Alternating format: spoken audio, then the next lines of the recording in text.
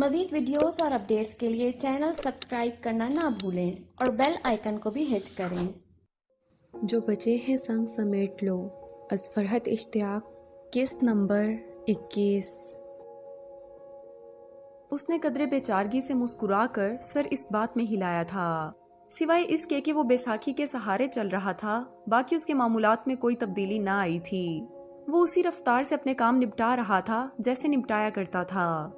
Lunch का उसे होश ना रहा था। वो इतने दिनों के जमा सब कामों को मुकम्मल करने में मसरूफ था। वो शाम 7:30 बजे तक ऑफिस में रहा था। लीजा ने सापहर फोन करके उसकी वापसी का टाइम पूछा था। वो बाहर निकला तो वो गाड़ी में बैठी उसका इंतजार कर रही थी। तुम्हें ज्यादा इंतजार तो नहीं करना पड़ा? नहीं, मैं अभी 5 मिनट पहले ही पहुंची हूँ। तुम बताओ, तबीयत कैसी है? मेरी नसीहतों का कुछ असर तो हुआ नहीं होगा तुम पर?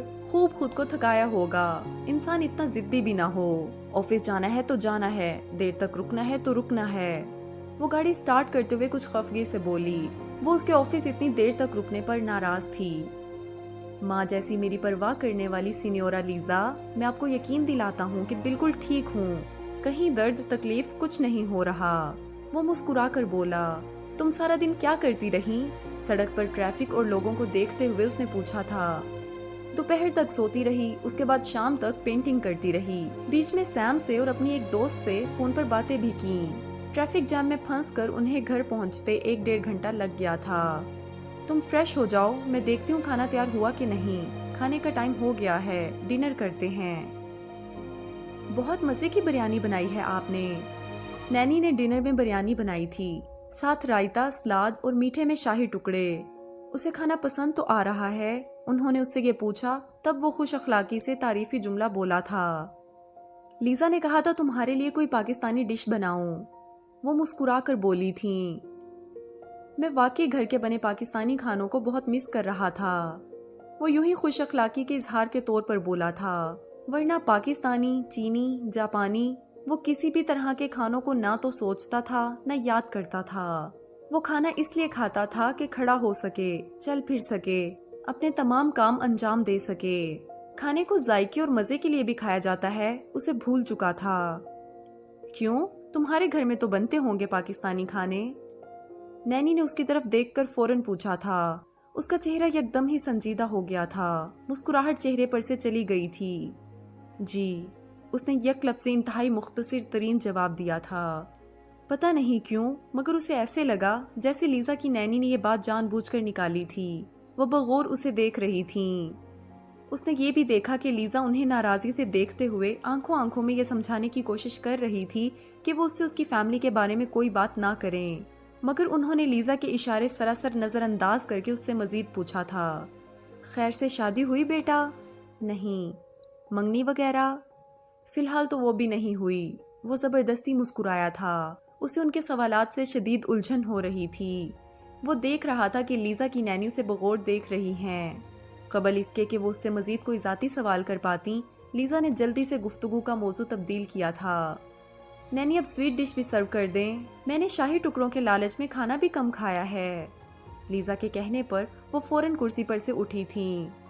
उसके बाद लीजा ने इस तरह बगैर रुके एक के बाद एक गैर मुतल्लिका और फजूल किस्म की बातें शुरू की थी कि उसकी नैनी अगर उससे मजीद कुछ और पूछना चाहती भी थी, तब भी उन्हें उसका मौका नहीं मिला था।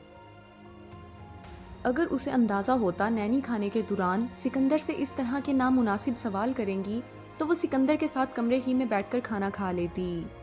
पता नहीं नैनी को हुआ क्या था।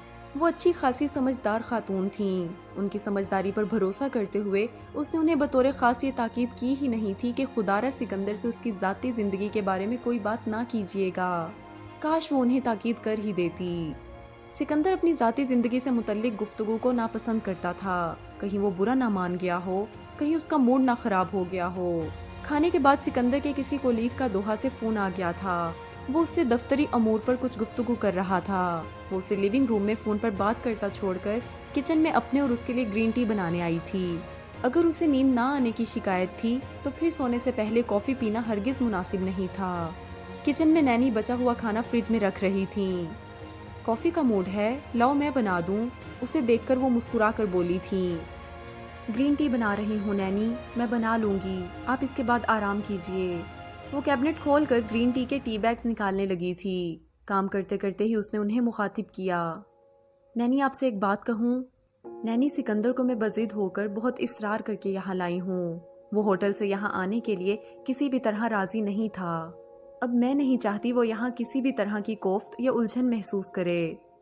وہ پسند نہیں کرتا کہ اس کی ذاتی زندگی، اس کی فیملی کے بارے میں اس سے بات کی جائے، کچھ پوچھا جائے۔ اگر وہ یہ چاہتا ہے کہ ایک حد سے زیادہ اس سے بے تکلف نہ ہوا جائے تو ہمیں اس کی اس خواہش کا احترام کرنا چاہیے۔ وہ ہمارے گھر پر مہمان ہے نینی۔ کیا سکندر نے تم سے کچھ کہا ہے؟ نینی سنجیدہ نگاہوں سے اسے دیکھ رہی تھیں۔ نہیں، وہ کچھ نہیں بولا، مگر میں یہ بات پہلے سے جانتی ہوں۔ ویسے تو میرے خیال سے میں نے کوئی غلط بات نہیں کی، لیکن پھر بھی اگر تمہیں ایسا لگ رہا ہے تو اب اس کی فیملی اور ذاتی زندگی کے بارے میں کچھ نہیں پوچھوں گی۔ تھینکس نینی۔ وہ مسکرا کر گرین ٹی بنانے لگی تھی۔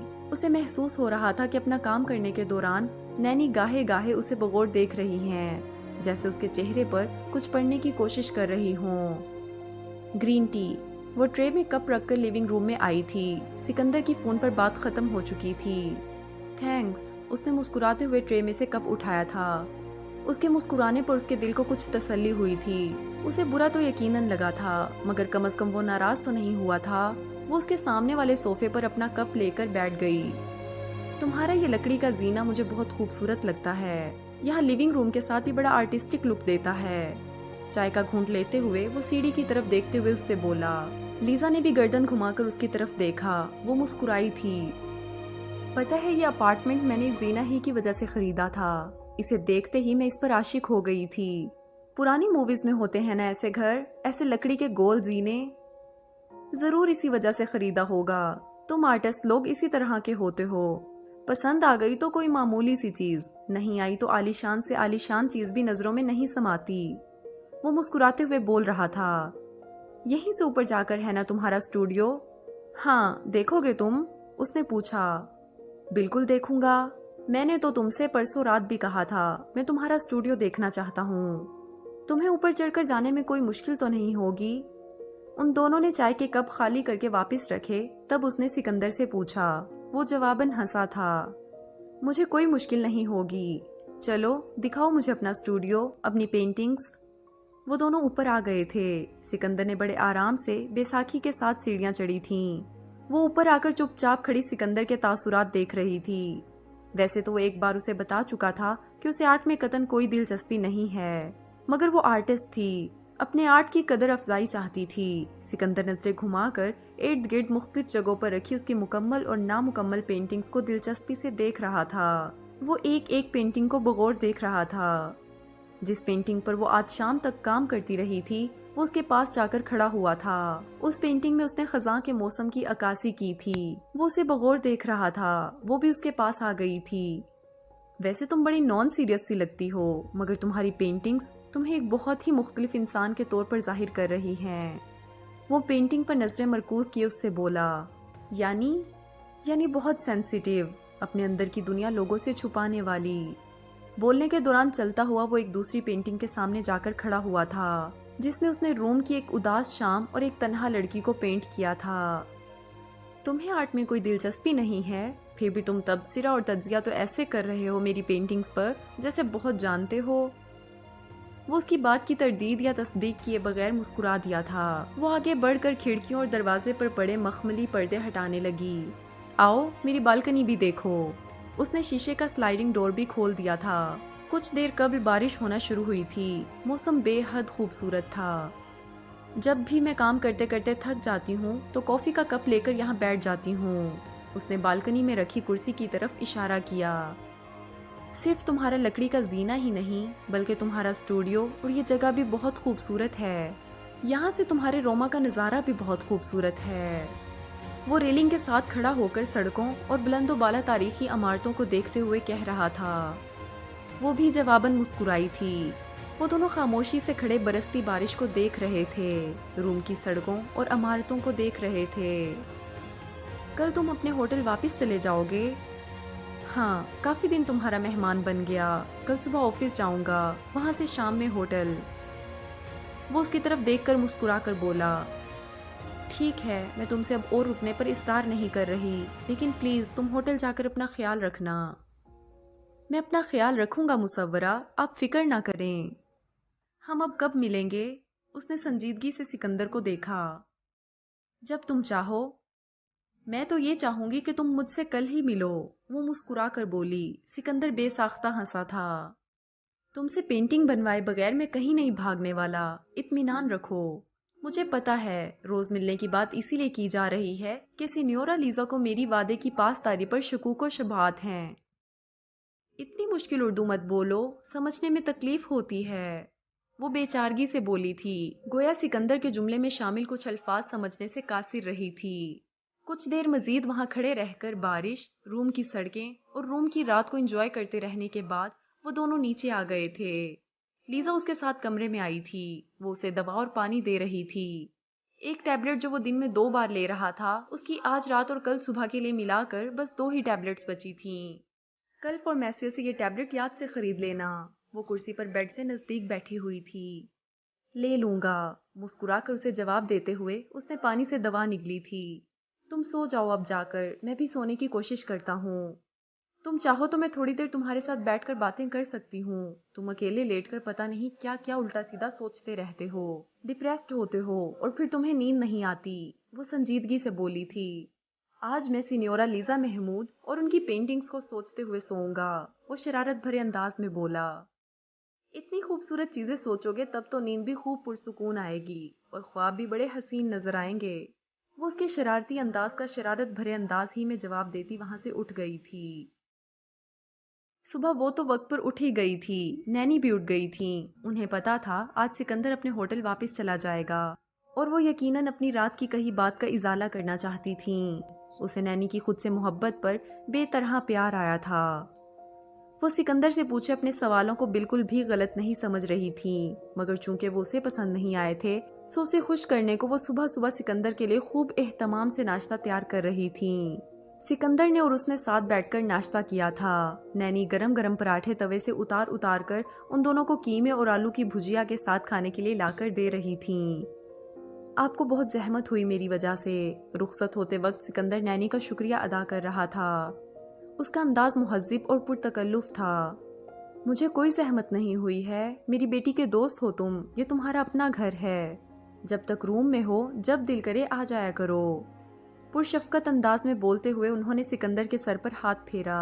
سکندر نے آج بھی جانے کے لیے آفس کی گاڑی منگوائی ہوئی تھی۔ تمہارا شکریہ نہیں ادا کر رہا میں، وہ دروازے تک اسے چھوڑنے آئی تھی۔ سکندر سنجیدگی سے اس سے بولا تھا، بہت اچھا کر رہے ہو، اگر کرتے تو مجھے برا لگتا۔ وہ آفس میں تھا، لنچ ٹائم تھا مگر وہ کاموں میں مصروف تھا، بغیر ناشتے کے لنچ کا دھیان نہیں رہتا تھا، تو آج جبکہ اس نے خاصا ٹھیک ٹھاک ناشتہ کر رکھا تھا لنچ کا خیال بھی کیسے آتا۔ وہ ایک کانٹریکٹ ڈرافٹ کر رہا تھا جب اس کے موبائل پر لیزا کی کال آئی۔ کیسی ہو مصورہ؟ اس نے مسکراتے ہوئے کال ریسیو کی تھی، نظریں لیپ ٹاپ سے ہٹا لی تھیں اور کرسی سے ٹیک لگا کر اطمینان سے بیٹھ گیا تھا، گویا فرصت سے گپ شپ کے لیے تیار ہو۔ میں ٹھیک ہوں، تم اپنا بتاؤ، طبیعت کیسی ہے؟ زیادہ تھکا تو نہیں رہے خود کو؟ زیادہ چل پھر تو نہیں رہے؟ لنچ کیا؟ میڈیسن خرید لی؟ وہ اس کے ایک سانس میں اتنی ساری باتیں بیک وقت پوچھنے پر ہنس پڑا تھا۔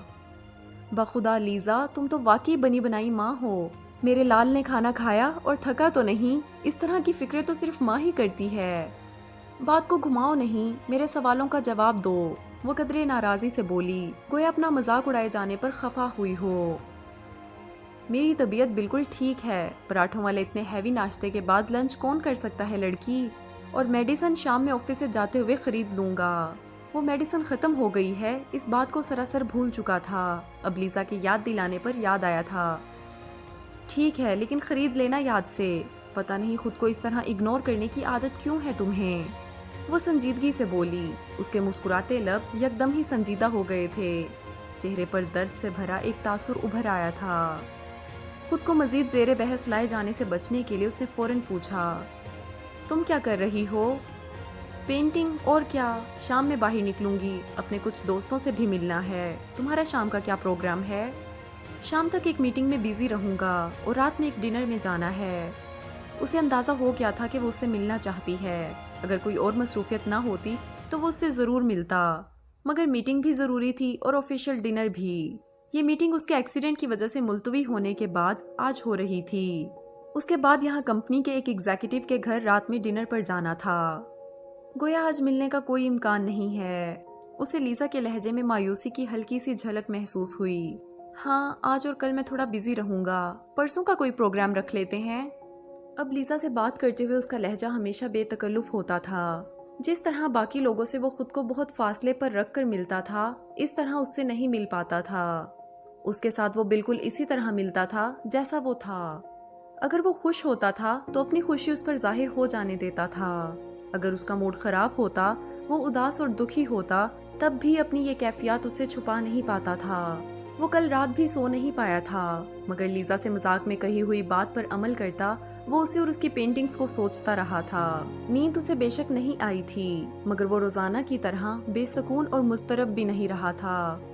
ایکسیڈنٹ کے بعد سے کبھی ڈاکٹر کی تجویز کردہ دوا سے نیند آ جاتی تھی اور کبھی نہیں. وہ اس مسئلے کو سمجھ نہیں پا رہا تھا. وہ تو یہ بھی نہیں سمجھ پا رہا تھا کہ اسے اتنے دنوں سے وہ خواب نظر کیوں نہیں آ رہا. وہ آج کل اتنا پرسکون اور مطمئن کیسے ہے.